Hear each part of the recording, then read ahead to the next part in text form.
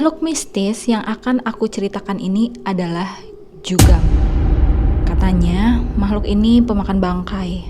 Jasad kakek udah tinggal tangan sebelah dan itu pun langsung diseret masuk lebih jauh ke dalam hutan oleh Jugam.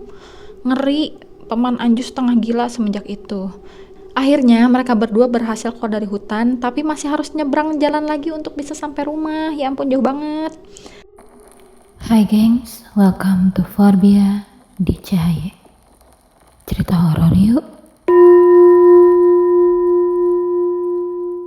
Hai bias, how are you guys? Semoga semuanya tetap sehat dan dalam lindungan Tuhan ya. Kenalin sama aku Forbia. Di sini aku menceritakan cerita horor yang menurut aku menarik. Nah, semoga cerita horor yang menurut aku menarik ini bisa menarik juga buat kalian.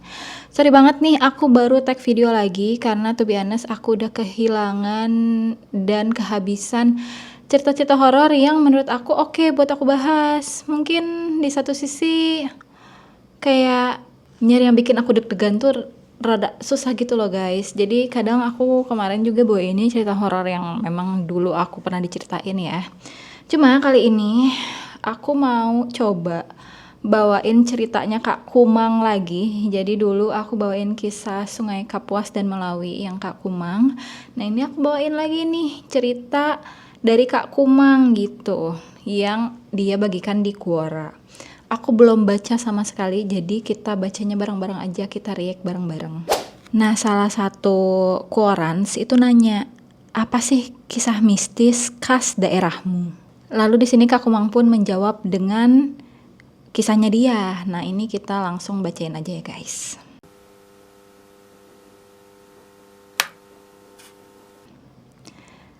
Halo orang-orang baik, senang sekali bisa berbagi pengalaman horor dengan kalian. Bingung mau searching di Google nyari-nyari gambar yang ada kesamaan dengan makhluk mistis yang akan aku ceritakan di sini. Jadi gak usah pakai gambar aja kali ya. Makhluk mistis yang akan aku ceritakan ini adalah Jugam. Ada yang bilang makhluk ini seperti beruang. Ada yang bilang makhluk ini tuh kayak babi hutan. Jadi bingung deh gimana caranya mendeskripsikan si makhluk Jugam ini. Makhluk mistis ini udah sering aku dengar sejak aku masih kecil. Katanya makhluk ini pemakan bangkai. Seperti yang pernah ku ceritakan sebelumnya, dulunya di kampung-kampung jenazah tidak dikubur, melainkan diletakkan di tanah. Ada juga yang disandarkan di pohon. Ini kayaknya sih Kak Kumang kayak di daerah Sulawesi Toraja gitu kan. Mungkin bukan cuma di Toraja kali guys yang cara pemakamannya tuh kayak gitu. Mungkin di tempatnya si Kak Kumang yang ini, aku nggak tahu sih dia di mana, mungkin kayak gitu. Nah, makhluk ini akan datang malam harinya untuk mencari makan. Sudah pasti mayat itulah makanannya. Serem. Dulu ya, cerita mistis itu udah kayak gosip di kalangan masyarakat pedesaan. Ada aja cerita mistis yang mereka bahas. Aku tuh inget banget ya, dulu di kampung sebelah, di kampung tetangga gitu, malam-malam warga heboh karena mendengar suara tembakan senapan. Sebenarnya jenazah dikuburin itu udah mulai berlangsung tuh pada saat di masa itu. Akan tetapi karena si desa tetangga ini lumayan kuno lah desanya, maka dari itu mungkin gak di-exercise, jadi tetap mayatnya itu ditinggal kayak begitu aja. Nah 2 hari sebelumnya itu ada seorang kakek meninggal dunia di desa itu. Bapakku juga datang ke sana buat ngelayat, tapi bapak nggak ikut nganterin jenazah ke dalam hutan. Semuanya dikerjakan oleh anak cucu si kakek. Oh jadi ini jenazahnya tuh bukan di depan rumah tapi dianterinnya ke hutan guys. Nah di malam pertama setelahnya, anak bungsu si kakek namanya Paman Anju bermimpi mendengar si kakek minta tolong. Paman Anju ini tuh sampai dibangunin sama istrinya. Nah setelah bangun, Paman Anju langsung ke dapur mau minum katanya. Di dapur sana ada senapan tua milik kakek yang biasa kakek bawa ke ladang ketika beliau masih bugar. Karena di ladang itu konon dulu tuh banyak banget monyet dan hewan-hewan liar yang merusak tanamannya. Tiba-tiba Paman Anju teriak, "Apai!" Gelas di tangannya jatuh ke lantai dan pecah. Istrinya langsung lari tuh ke dapur. "Ada apa?" katanya. "Entah, aku serasa dengar suara bapak manggil. Dia teriak minta tolong. Ada apa ya?" kata Paman Anju gitu. Paman Anju lalu ngambil senapan, terus lari ke kamar untuk mengambil senter dan pergi keluar. "Mau kemana?" tanya Bibi, istrinya itu. "Mau ke hutan, perasaanku tidak enak, aku pergi dulu ya." Cukup lama lah akhirnya si Bibi ini nunggu di rumah. Tahu-tahu ada suara dor, dor. Bibi langsung turun ke tanah membangunkan tetangga. Tetangganya langsung bangun juga sih karena mendengar suara tembakan tadi. "Siapa yang menembakkan senapan malam-malam begini? Suaranya dari hutan itu, ada apa?" Mereka tuh di sana saling tanya gitu. Akhirnya si Bibi langsung bilang, "Ini nih si Paman Anju pergi ke hutan. Ayo aku mau susul, yuk minta tolong kita susul dia, tadi dia bawa senapan." Akhirnya 2 orang tetangga lain pergi ke sana sambil bawa senapan juga. Di sana mereka melihat Paman Anju terduduk di bawah pohon sambil menangis terseduh-seduh. "Ada apa?" tanya orang-orang yang nyusul itu. Bapakku terkutuk. Bantu aku membunuh binatang itu," katanya sambil nunjuk ke dalam hutan. Sayangnya, meski udah mencari-cari pakai senter, nggak ada jejak yang jelas.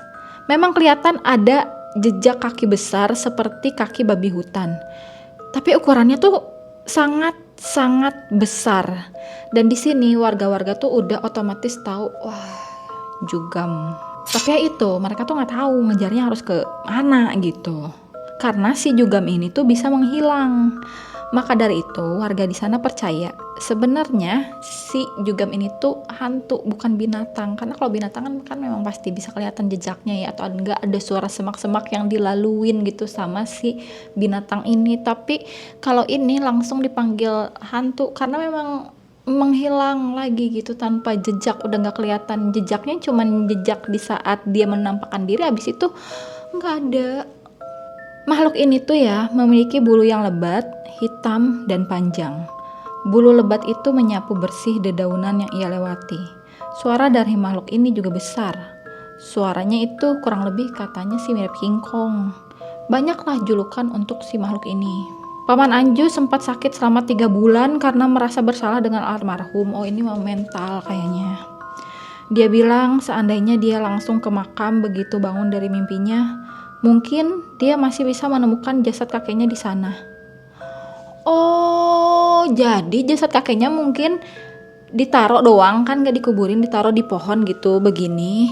Terus mimpi si Paman Anju, mimpi si kakeknya ini diapa-apain. Terus ternyata jenazah kakeknya ini dicurigai diambil sama si Jugam karena jenazah kakeknya hilang. Oh, oke. Nggak hilang guys, karena gini, meskipun Paman Anju datang terlambat, jasad kakek udah tinggal tangan sebelah, dan itu pun langsung diseret masuk lebih jauh ke dalam hutan oleh Jugam. Ngeri, Paman Anju setengah gila semenjak itu. Tapi puji Tuhan sekarang tuh udah lebih sehatan. Aduh, gimana ya, dilema ya, maksud aku kalau emang ada pemakan jenazah memang lebih baiknya dikuburin gitu. Tapi ya gimana ya, mungkin budaya. Nah ini katanya ada kejadian yang sama yang dialami oleh pamanku. Tapi ini yang ngalamin udah yang lain ya, ini sepupunya bapak. Sebut aja namanya ini Paman Lawin. Paman Lawin dan keluarganya ini tinggal di kampung ST. Tidak jauh lah dari kampung kami. Waktu itu kami tuh dapat kabar kalau kakek ini bapaknya Paman Lawin gitu ya, meninggal. Ada tetangga yang merupakan keluarga kandung dari kakek yang tinggal di kampung kami. Saat melewati rumah biasalah pada basa-basi nanya, "Kamu mau kemana?" katanya. Dia bilang mau ke kampung ST karena si kakek ini meninggal tadi malam. Jadi kakek yang ini tuh bapaknya Paman Lawin. Nah bapak aku yang waktu itu baru mau berangkat ke ladang langsung batalin niatnya, terus ikut melayat. Siang harinya jenazah dimakamkan. Di kampung ini sudah melakukan penguburan yang layak sejak lama. Oh, kalau ini dikuburin bener guys, di dalam tanah. Pada malam ketiga, bapakku mimpi sedang berjalan melewati hutan yang dijadikan tempat pemakaman. Di situ dia mendengar suara kakek teriak minta tolong. Ketika bangun dari mimpinya, bapak bingung. Harus percaya apa enggak sama mimpinya nih? Kalau bapak percaya, berarti harus disampaikan ke keluarga kakek kandung. Tapi kalau enggak ya diemin aja, anggaplah bunga tidur. Meski gak indah ya anggaplah ya udahlah gitu. Akhirnya bapak tuh mungkin galau, ya udah si bapak ceritalah sama si mama. Terus mama bilang jangan diabaikan kayak gitu tuh, bilang aja ke anak-anaknya, siapa tahu itu petunjuk. Karena kan masih malam, jauh juga lah kalau jalan kaki, jadi bapak tuh nunggu dulu. Ini kayaknya zaman-zaman tuh belum ada handphone ya, jadi harus dari mulut ke mulut gitu loh. Nah akhirnya besoknya baru deh bapak menemui keluarga almarhum kakek. Orang pertama yang ditemuinya adalah Paman Lawin. Tapi di sini Paman Lawin tuh gak percaya, malah ketawa. Katanya bapak tuh kayak dukun, masa sedikit-sedikit mimpi langsung dibilang petunjuk. Nah di sini kata bapak, aku sih sebenarnya gak maksa kalian percaya, tapi kalau saran aku, coba dulu datang ke makam, dicek dulu. Kalau nggak kejadian apa-apa ya bagus. Ya sih menurut aku juga gitu ya. Maksudnya kan ngecek makam doang kan nggak bayar ya, nggak rugi, apalagi dekat kan, nggak mungkin jauh sampai harus pindah ke lain pulau gitu. Jadi ya udah lihat aja dulu. Dan istrinya Paman Lawin itu setuju. Akhirnya bener nih si Paman Lawin ke makam. Dan bener aja, tidak ada lagi jasad almarhum kakek di dalam lubang kuburnya. Ini aneh, kan dikubur. Jadi kemana? Gimana? Paman Lawin langsung pulang ngasih tahu warga. Tolonglah dibantu, siapa sih yang tega melakukan ini?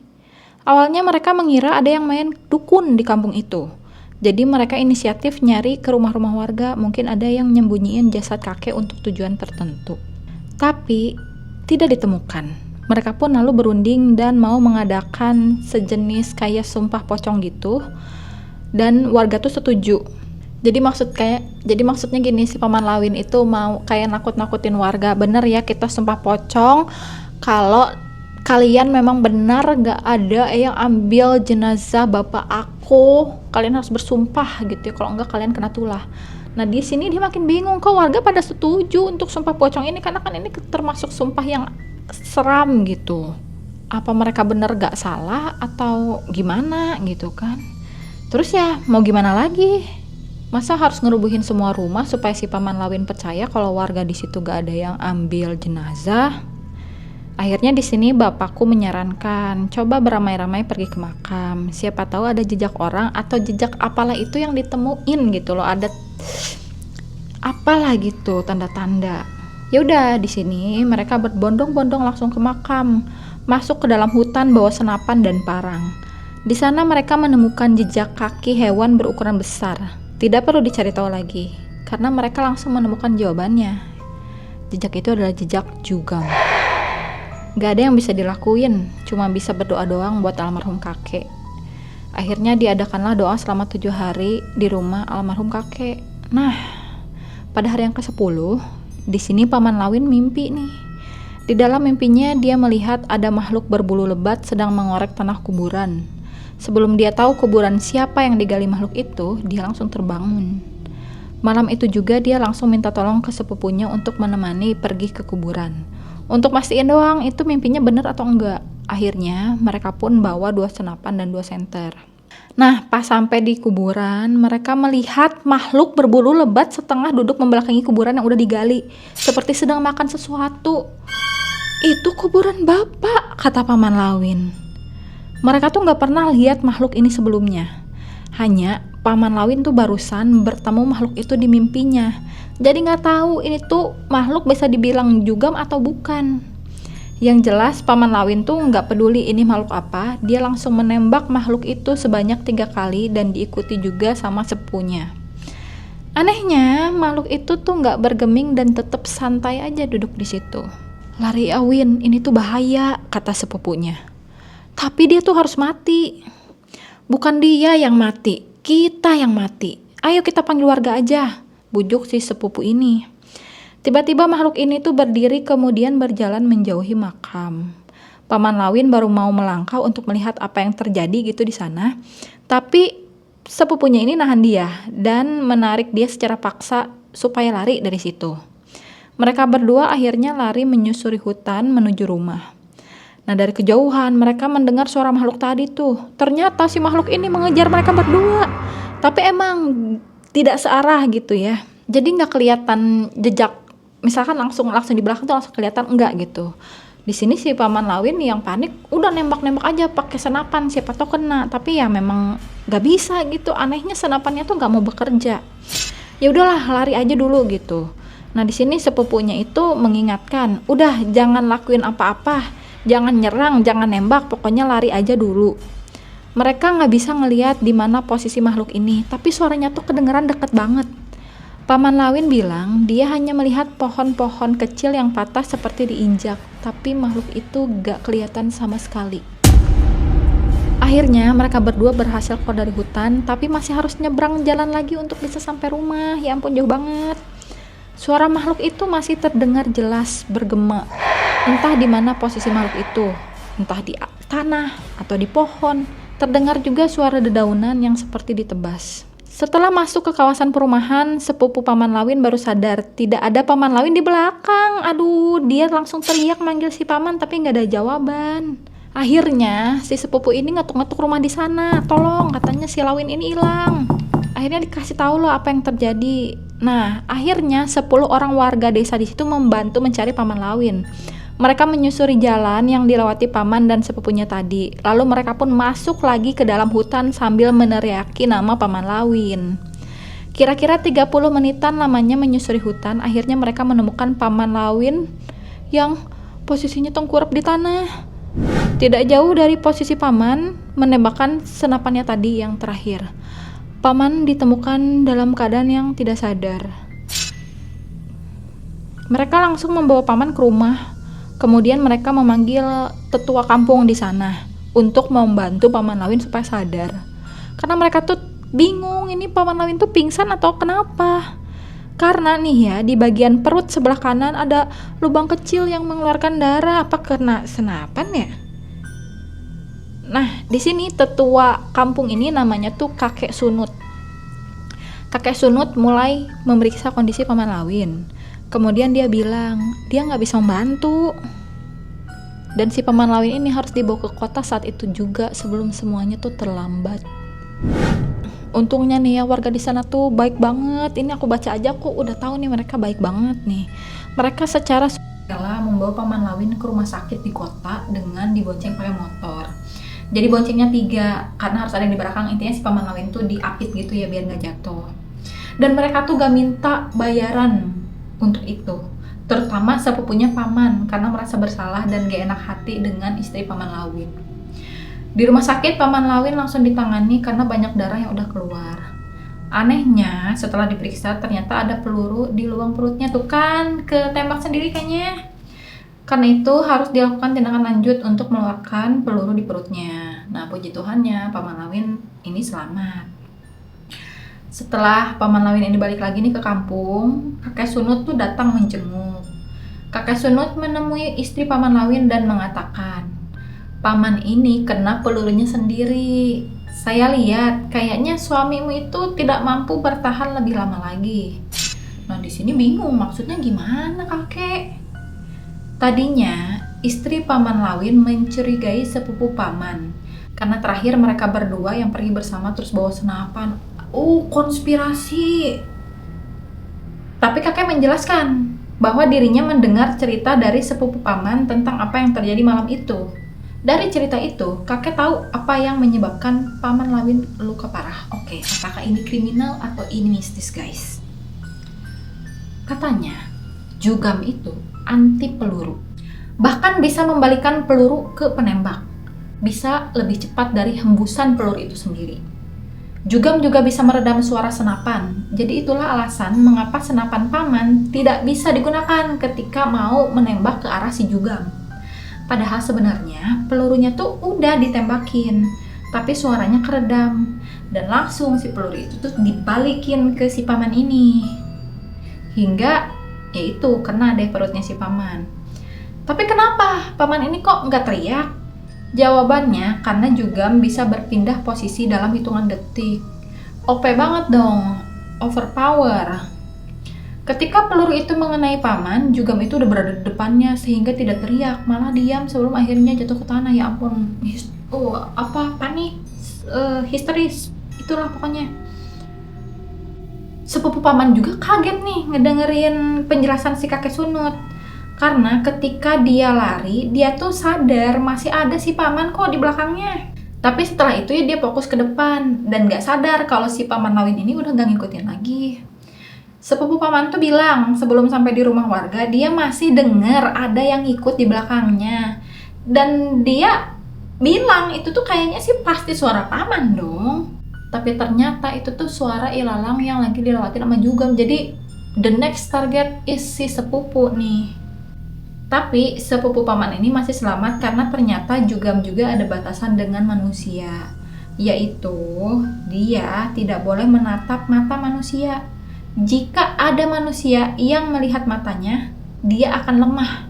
Kesulitan berhadapan dengan makhluk ini adalah jarak. Jugam bisa melukai manusia dari jarak jauh, dikarenakan batasannya sama manusia. Jadi kalau mau melawan si Jugam, ya harus dari jarak dekat, tapi harus mastiin dari jauh dia nggak ngelukain dulu. Ini susah juga lah guys. 10 hari setelah Paman Lawin pulang dari rumah sakit, lukanya tuh udah kering. Tapi katanya meskipun udah kering, justru rasanya tuh semakin sakit. Rasanya seperti ada yang meremas organ dalam tubuhnya. Paman sering teriak kesakitan sampai menendang apa aja yang di dekatnya. Bahkan istrinya aja sampai kena tendang. 15 hari kemudian Paman Lawin menyusul almarhum kakek. Paman meninggal pada jam 1 malam. Warga yakin Paman meninggal karena pernah menembak Jugam. Supaya tidak ada jasad lagi yang hilang dimakan makhluk itu, warga bela-belain jaga makam sampai 10 hari. Sumpah ini warga desanya baik banget, sumpah. Semenjak itu Jugam juga gak berani datang ke makam, tapi masih terdengar tuh suara-suaranya. Nah, kalau kita mendengar suara si Jugam, kita harus teriak kayak 3 kali gitu. Setelah itu baru deh kita boleh menembak ke sumber suara itu berada, atau enggak kita lari aja.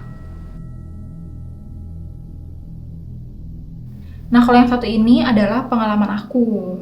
Pengalaman si Kakumang ya, bukan aku, Kakumangnya. Waktu itu aku mandi ke kolam dengan kedua adikku. Terus ada abang juga.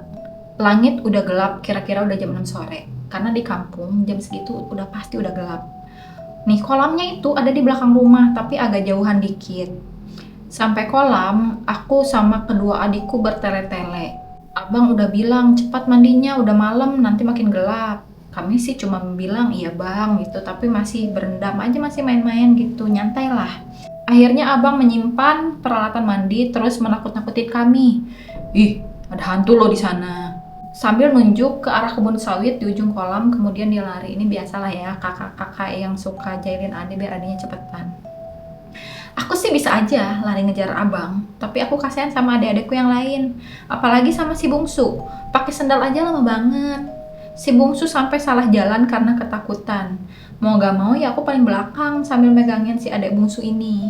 Terus setelah sampai di persimpangan jalan, aku suruh si bungsu ini supaya lari duluan. Jadi aku bisa jalan pelan mengikutinya. Nah, tiba-tiba di belakang aku tuh kedengeran suara kayak suara King Kong dan suaranya tuh dekat banget. Penasaran lah aku, akhirnya aku nengok kan ke belakang. Ternyata di belakang aku itu udah ada makhluk berbulu lebat yang awalnya tingginya tuh kayak sekitar kayak babi hutan, tapi entah kenapa makin lama makin tinggi dan makin tinggi. Aku pun takut kan, akhirnya aku tuh lari ngejar si bungsu, sampai si bungsu ini tuh ketimpa gitu, jadi dia tersungkur jatuh juga dan seluruh badannya jadi kotor semua. Aku pun langsung narik tangan si bungsu ini dan agak keseret lah sebelum akhirnya si bungsu ini bisa bangun. Makhluk besar itu mengejar kami dengan gerakan yang sangat cepat dan melompat-lompat. Lompatannya tuh jauh, sekali lompat sekitar 2-3 meter jauhnya. Nah, jarak kami memang lumayan jauh tuh dari si hantu itu. Di lompatan yang kedua kalinya, kurang lebih dia tuh udah 2 meter di belakang. Untungnya cahaya lampu dari dapur membantuku melihat jalan di depan kami. Dan akhirnya kami pun mempercepat langkah. Tapi makhluk ini tuh masih aja mengejar. Tapi pas dia lagi begini, ngejar begini ya, dia loncat kan begini. Tinggal turun kan, nah pas dia loncat begini, sebelum turun udah dia tiba-tiba seperti asap yang lenyap di udara. Entah itu Jugam atau bukan, tapi kalau dengar cerita-cerita orang ya kurang lebih harusnya si Jugam itu. Aku menyaksikan sendiri bagaimana bulu-bulu yang menyapu daun-daun karet seperti ditiup angin kencang. Sekarang Jugam sudah jarang terdengar suaranya. Kalaupun ada, biasanya di hutan-hutan di bukit. Nah, kalau musim buah, warga pasti berbondong-bondong ke bukit nyari sayur sekalian nyari buah. Pasti ada aja yang cerita dengar suara Jugam matahin kayu-kayu. Aku, adik bungsu dan juga abang gak mau ketinggalan lah kalau musim durian kami pun bermalam di bukit. Tapi puji Tuhan gak pernah lihat makhluk satu ini lagi. Nah, udah selesai deh ceritanya. Terima kasih teman-teman. Aku gak pernah kecewa baca ceritanya Kak Kumang. Karena tanah yang ia tinggali adalah tanah yang penuh dengan historis menurut aku ya. Sampai ini aku baru pertama kali dengar yang namanya hantu Jugam, guys. Dan kalau di Korea aku pernah kasih tau kalian kan, namanya itu Jang Sangbom gitu. Tapi kalau Jang Sangbom itu lebih ke hipnotis para korbannya. Kalau yang ini kan pertama makanin jenazah, yang kedua ya ini nggak tahu nih kalau yang si Kakumang, karena kan mereka masih hidup, jadi kenapa dikejar gitu. Kalau si Paman Lawin ya wajar mungkin karena dia nembak senapan, jadi kesel kali si Jugam ya. Anyway, aku nggak tahu ya, pro kontra aja sih. Maksudnya kalau cerita si Paman Anju yang pas cerita pertama, jangan terlalu merasa bersalah menurut aku ya sama jenazah yang dimakan oleh binatang buas atau apapun itu, karena aku percaya jiwanya kan pasti udah tenang gitu di sana dengan Tuhan kita. Dan the body is supposed to be decay. Jadi kalau badan gitu ya, jasmani kalau sudah meninggal udah otomatis bakal lapur gitu, bakal jadi tulang benulang. Jadi tidak usah terlalu ke hati banget. Mungkin ini juga bisa jadi pelajaran buat teman-teman, buat kita semua. Jangan terlalu melekat terhadap sesuatu karena ada hal-hal yang memang tidak bisa kita kontrol, namun kita sangat harus mengontrol diri kita sendiri, itu kali ya guys ya. Oke, itu aja ceritanya. Thank you Kak Kumang buat ceritanya. Aku sangat enjoy sekali. Dan kalian kalau mau baca sendiri nanti aku kasih linknya di dashboard. Jangan lupa tinggalkan komen, jangan lupa di like untuk Kak Kumang, karena video ini tidak akan pernah terjadi tanpa aku baca cerita-cerita dari penulis-penulis hebat seperti kalian semua. Oke, sorry for everything kalau misalkan ada yang kurang berkenan, salah-salah penyampaian guys. Itu aja kali ya. Thank you and see you in the next video. Bye-bye.